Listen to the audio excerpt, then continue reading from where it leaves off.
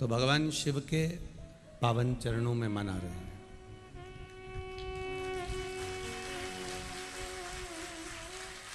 आस्था channel के माध्यम से, फेसबुक यूट्यूब के माध्यम से और इस कुबेरेश्वर बाबा की कंकर शंकर की धरा पर जितने भी विराजमान होकर शिव दीक्षा गुरु पूर्णिमा उत्सव का आनंद ले रहे हैं, सबसे पहले अपन समझें कि गुरु है क्या।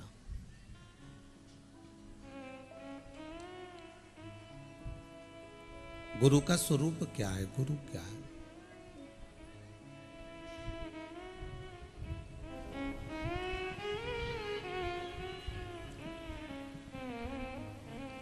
जीवन में गुरु है क्या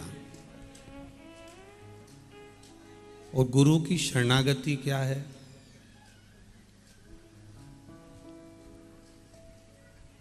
चार गुरुओं का वर्णन हमारा शास्त्र करता है। पहला गुरु है मां, दूसरा गुरु है पिता, तीसरा गुरु है शिक्षक और चौथा गुरु होता है सद्गुरु, जो आखिरी में आपको कर्म करते करते परमात्मा की शरणागति तक पहुंचा देता है। ये चार गुरुओं का वर्णन हमारा शास्त्र किया करता है। अब उसमें पहला जो गुरु है वो है मां, जिसने अपना सर्वस्व अपने बच्चे को, अपने बेटा बेटी को सतमार्ग देकर या गर्भ में जब बच्चा होता है उसको श्रेष्ठ मार्ग देकर, उसको सही मार्ग देकर उस बच्चे को गर्भ में ही इतना ज्ञान दे देती है माता, गर्भ में अपने बच्चे को इतना ज्ञान दे देती है कि बच्चा जन्म लेने के बाद भगवान का भजन करता अगर दिखे, राम नाम कृष्ण नाम शिव नाम लेता हुआ अगर दिखे, मंदिर एक लोटा जल ले जाता हुआ दिखे, तो समझ लेना ये उसकी माता के संस्कार हैं जो उसके अंदर भरे हुए। ये उसकी माता का दिया गया संस्कार है, ये उसकी माता का संस्कार। प्रत्येक माँ, जितने भी जगत की माताएं होती हैं, ये इनका एक लक्ष्य रहता है कि मेरा जो बच्चा हो, मेरा जो बेटा हो, मेरी जो बेटी हो, वो मेरे जैसी हो।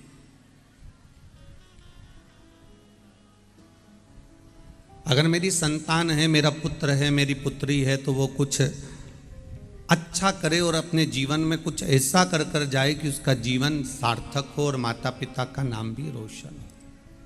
मेरे शंकर की कथा ये कहती है, शिव महापुराण कहती है, और ये गुरु पूर्णिमा का महोत्सव कहता है कि गुरु कैसा भी हो चलेगा पर झूठा ना हो, बस इतना स्मरण कर।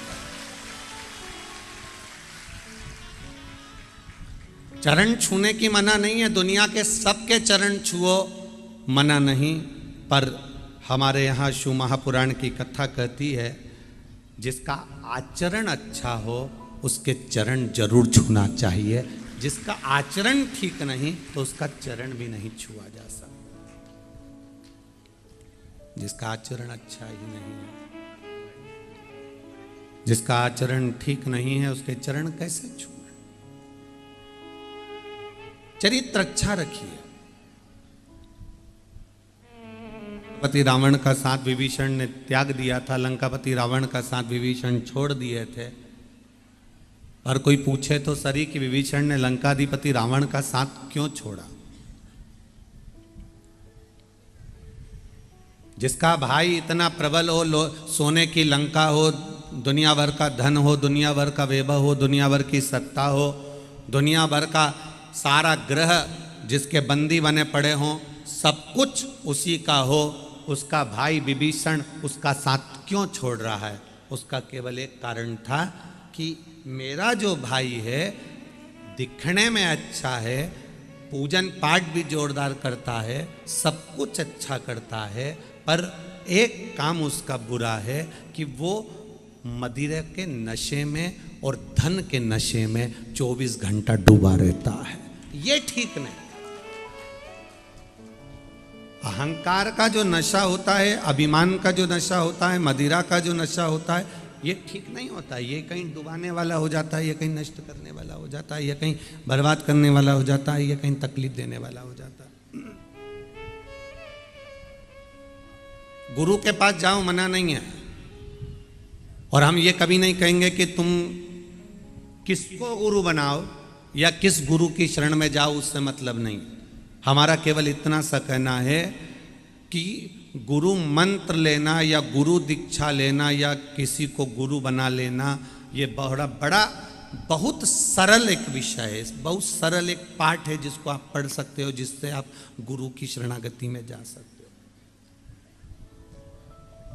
पर उसमें सबसे ज्यादा कठिन अगर कोई बात है, उसमें सबसे ज्यादा कठिन अगर कोई क्रम है, तो वो ये है कि हमें कैसा गुरु चाहिए। कैसा गुरु? सिर पर गंगा धरी हुई हो, मतलब दिमाग थोड़ा ठंडा हो।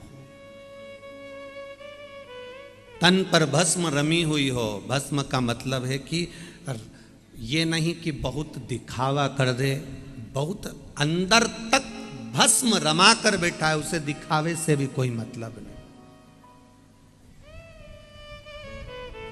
मस्तक पर द्विज का चंद्रमा धारण कर कर बैठा है, मतलब द्विज का चंद्रमा ऐसा होता है कि वो गलता चले जाता है, छोटा होते चले जाता है, एकदम दुर्बल पतला। जब चंद्रमा को दुख हुआ तब उसने भगवान को पुकारा, और दूज का चंद्रमा था एकदम दुर्बल, एकदम पतला, एकदम जो पूर्ण गलने की ओर आ गया। तब शिव जी को पुकारा और शंकर जी ने उस दूज के चंद्रमा को अपने सिर पर धारण कर लिया, चंद्रमौली कहलाने लगे। गले में रुद्राक्ष की माला है, और वो रुद्राक्ष भी कौन?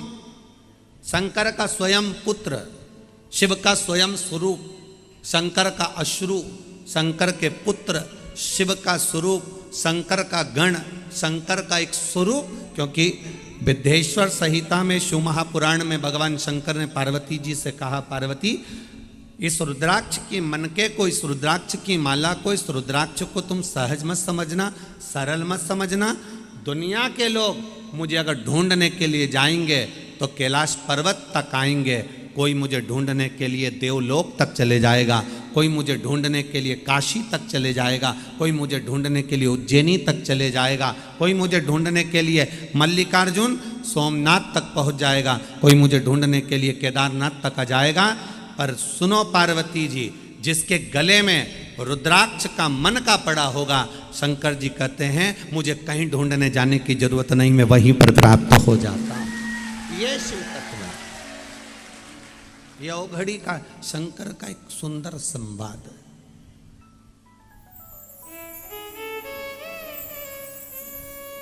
गुरु बिन ज्ञान न उपजे, गुरु बिन संशय ना मिटे, गुरु बिन भक्ति ना मिले, गुरु बिन मुक्ति ना हो। माता गुरु है, पिता गुरु है, शिक्षक गुरु है,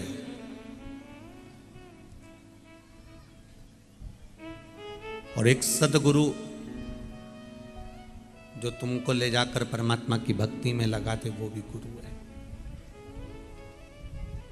फैशन में बिल्कुल गुरु मंत्र मत लेना।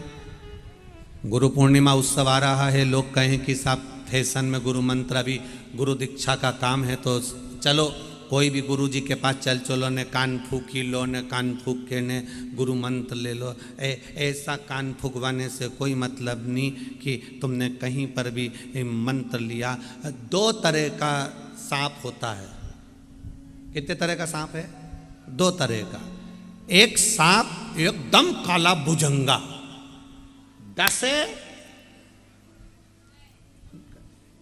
वो कहे नहीं मेरा काटा पानी नहीं मांगे ऐसा काटे। एक सांप वो होता है, डस ले, फूक दे, ने मर गया।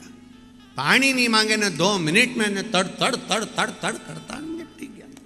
और एक सांप वो मिलता है तो कहीं का भी कह दे पनियारा है, कोई बात नहीं, कहीं नहीं, कुछ नहीं बिगड़े, कहीं काटेगा भी नहीं ना तो जहर भी नहीं फैले, पनियारा है। एक काला भुजंगा एकदम कांटे ने पानी नीमन मंगने दे और निपटा दे, और एक हो कि बस वो पनियारा सांप की तरह के पनियारा है, कुछ नहीं होगा, टेंशन मत लो, निकली जाएगा, चला जाएगा, और 10 भी ले आना तो कोई चिंता वाला बात नहीं है। उसी तरह गुरु भी दो तरह के होते हैं, एक काले भुजंगे सांप की तरह होते हैं, एक पनियारे की तरह होते हैं। एक गुरु वो होता है एक बार दीक्षा देता है, एक बार मंत्र देता है, बेस बहुत ज्यादा है बाबा, एक बार दीक्षा देता है, एक बार मंत्र देता है, एक बार भगवान की भक्ति में डुबा देता है, एक बार गुरु मंत्र प्रदान कर देता है, एक बार भगवान की भक्ति में ले जाकर छोड़ देता है। बस उसके बाद गुरु को मालूम है काला भुजंगा सांप की तरह जो गुरु है वो एक बार परमात्मा की शरणागति में लगा दिया, फिर गुरु सोचता है अब मेरा काम खत्म हो गया। सांप ने एक बार जहर दे दिया, अब मरने वाला मर रहा।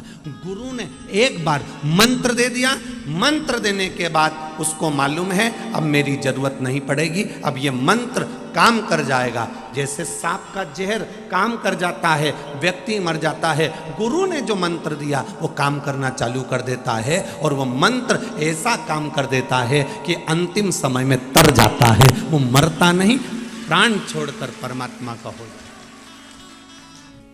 एक पनियारे सांप की तरह गुरु होता है, जहर ही नहीं चढ़ता, मंत्र दे भी दिया तो मन नहीं करे कि अब मंदिर जाएं कि नहीं जाएं, क्योंकि आज का समय बड़ा विचित्र है।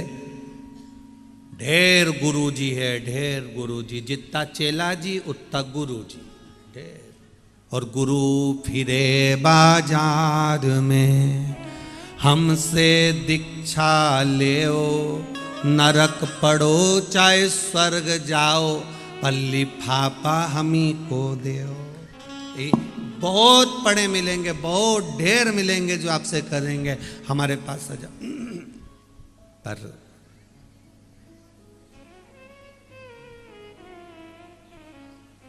जल्दीबाजी बिल्कुल मत करना गुरु मंत्र लेने में, गुरु दीक्षा लेने में बिल्कुल जल्दीबाजी मत करना। यह मत सोचना कि मेरा गुरु मंत्र नहीं हुआ तो इस साल कहीं का भी गुरु मिलेगा तो मंत्र ले लूंगा, ना ना, पानी पियो छान, गुरु करो।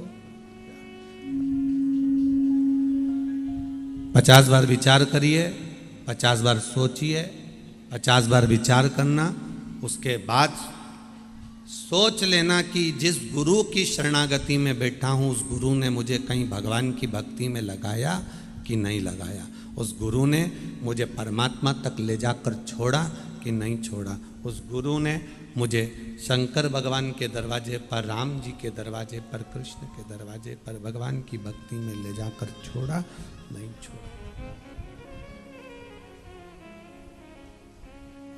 गुरु करो, और प्रथम गुरु जो है तुम्हारी माता, उसका सम्मान करना चालू करो। दूसरा गुरु है पिता, उसका आदर करना चालू करो, जिसने सर्वस्व पूंजी तुम्हारे नाम कर रखी है। तीसरा गुरु है शिक्षक। एक शिक्षक पढ़ाने वाला अपने बच्चों को घर में छोड़कर तुम्हारा भाग्य बनाने का प्रयास करता है, वो शिक्षक कोई साधारण गुरु नहीं होता है।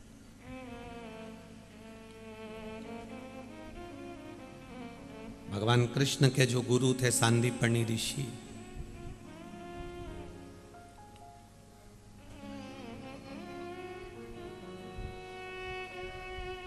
सब दूर विचार करा उन्होंने कि मैं ऐसी कोई भूमि मिल जाए जहां पर बैठकर मैं भगवान की अविरल भक्ति करूं।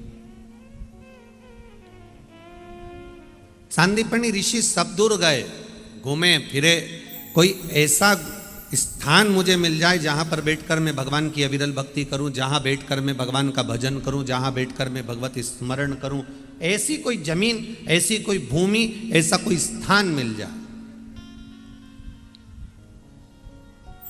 हम आपसे कहेंगे सारी दुनिया में बैठकर देख लेना, सारे तीर्थों में बैठकर देख लेना, और एक बार कुबेरेश्वर धाम के कंकर शंकर की उस भूमि पर बैठकर देख लेना, अंतर नजर आएगा आपको, आनंद आएगा आपको।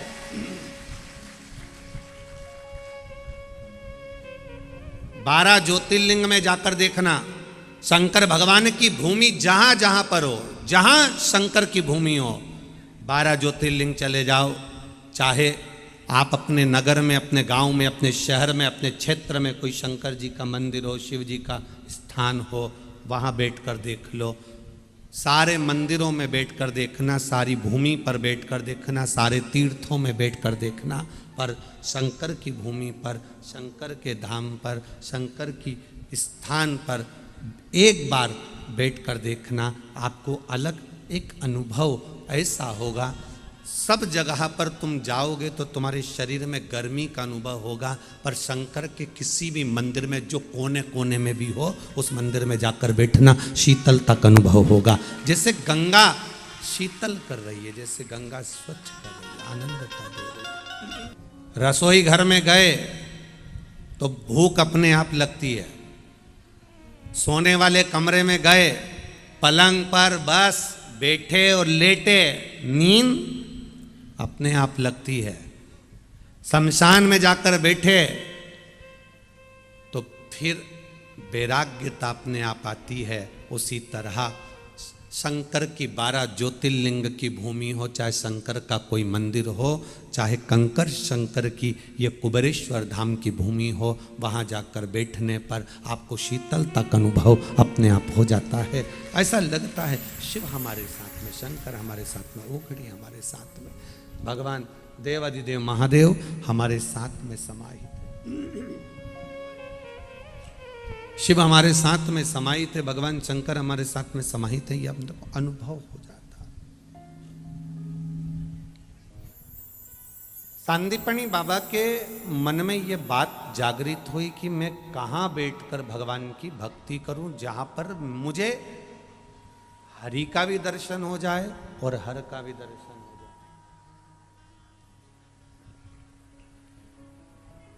हरि और हर दोनों का दर्शन हो जाए, ऐसी भूमि कौन सी है जहां मैं बैठकर भगवान शंकर का स्मरण करूं, शिव जी की भक्ति करूं, शंकर का गुणगान करूं। ऐसी धरा है कौन सी? अवंतिकापुरी में पहुंच गए, उज्जैनी। अब वो तो महाकाल वन था पूरा। काशी में नंदन वन है और उज्जैनी में, जम के बोलो जरा, महाकाल वन। अब कहोगे गुरुजी हम काशी गए, वहां भी तो वन नहीं दिखा, और उज्जैन गए वहां भी वन नहीं दिखा। अब अगर आप लोग यहां पहले आते ना,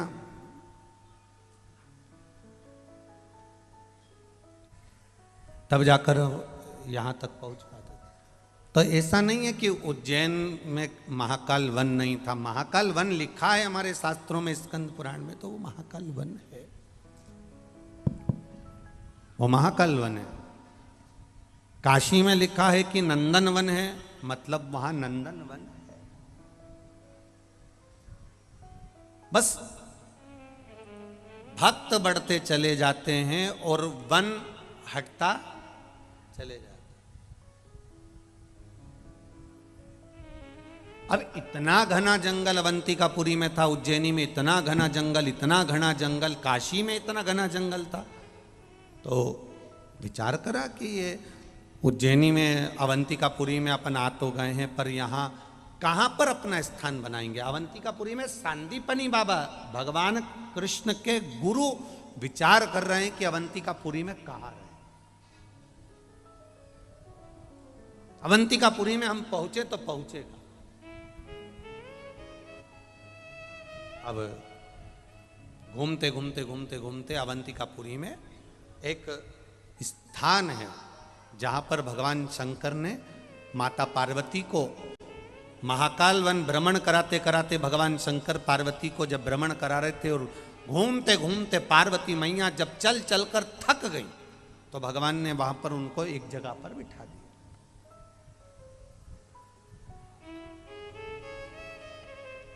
अब भगवान शिव ने सोचा कि पार्वती तो यहाँ बैठ जाएंगे, पर मुझे तो दर्शन के लिए जाना है, मुझे तो मेरा नियम है कि अगर मैं वन में आया हूं तो वन का दर्शन करूं, अगर मैं काशी आया हूं तो काशी का दर्शन करूं। और आपसे भी निवेदन है, उज्जैन जाओ तो उज्जैन का दर्शन करो, अवंतिकापुरी का दर्शन करो, काशी जाओ तो काशी का दर्शन करो, और कुबेरेश्वर धाम अगर आए हो तो मेरे बाबा के कंकर शंकर का स्पर्श कर कर अपने जीवन को धन्य करो। ये भूमि का आनंद। पहले तो आप बड़े किस्मत वाले हो कि सावन का महीना चालू होने से पहले आप बाबा के धाम में बैठे हो और कंकर शंकर की भूमि पर बैठकर भगवान शिव की भक्ति कर रहे हो, उससे प्रार्थना कर रहे हो, उससे निवेदन कर रहे हो। जितने यहां पर बैठे हो, सावन, भादो और कुंवार, ये 2-3 महीना में, 3 महीने के बाद तुम सब एक दूसरे का फोटो खींच के ले जाना, तुम यहां पर 3 महीने बाद वापिस दिख जाओगे। भगवान शिव पार्वती जी को घुमाते घुमाते एक जगह पर बिठा देते हैं, पार्वती मैया एक स्थान पर बैठ जाती हैं। भगवान शिव ने सोचा इतने घने वन में पार्वती जी कहाँ बैठेंगी, तो उन्होंने अपने एक गण कुंड को कहा, कुंड तुम यहां रहो। कुंड ने कहा प्रभु मैं और यहां आपको छोड़कर कहां जाऊंगा। शंकर भगवान ने कहा मेरे साथ नंदी गण है, कुंड तुम पार्वती जी के साथ में रहो और यहां पर इनकी रक्षा करो, इनके पास में रहकर इनकी रक्षा करो। ठीक है प्रभु। समय बीता, पार्वती जी वहां बैठी, बैठे बैठे समय बीतता गया, बीतता गया, बीतता गया, बीतता गया। प्रदोष काल आया, शाम का समय आ गया। अब विचार किया कि प्रदोष काल है, शाम का समय है, भोलेनाथ जी अभी तक आए नहीं। पार्वती जी को लगा ऐसा कोई दिन नहीं जिस दिन के प्रदोष के समय में, प्रदोष काल के समय में मेरे महादेव भ्रमण पर नहीं निकलते, ऐसा कोई दिन जाता ही नहीं है। ऐसा कोई दिन नहीं गया। आप शंकर जी के मंदिर जाते हो, एक लोटा जल चढ़ाते हो, शिव जी के मंदिर में जाकर आप अलग जगाते हो, शंकर जी के मंदिर में जाकर एक बेलपत्र चढ़ाते हो, शंकर जी के मंदिर में जाकर निवेदन करते हो, शंकर जी के मंदिर में पहुंचकर अपने दिल की बात महादेव से कहते हो। आप तो कहकर आ जाते हो, दुनिया के लोग कहते हैं महाराज जी आप कहते हो जो 3 महीने कथा श्रवण कर लेता है, शिव जी के मंदिर जाता है, एक लोटा जल चढ़ाता है, देव अधिदेव महादेव 3 महीने में उसकी सुन लेते हैं। आखिर ऐसा होता क्या है? महाकाल वन की ये गुरु पूर्णिमा उत्सव की ये पावन कथा कह रही है, पार्वती जी को लगा कि शंकर भगवान ऐसा कोई दिन नहीं जिस दिन के प्रदोष समय में, प्रदोष काल में निकलते ना हो। आखिर ऐसा कोई दिन नहीं जाता। तो एक बार शिवजी ने पार्वती जी से कह दिया था, पार्वती जो मेरे मंदिर में आता है, एक लोटा जल समर्पित करता है, मेरा बनकर मेरे अनुकूल कार्य करता है, शिव तत्व को जानता है, शंकर भगवान कहते हैं उसको मंदिर में आने के लिए मैं स्वयं आमंत्रित करता हूं, और वो मंदिर नहीं आता, मुझे आमंत्रण देकर जाता है कि मैं वहां आऊं, ये मुझे आमंत्रण देकर जाता है, मैं वहां पहुंचूं, वो मुझे आमंत्रण देकर जाता है।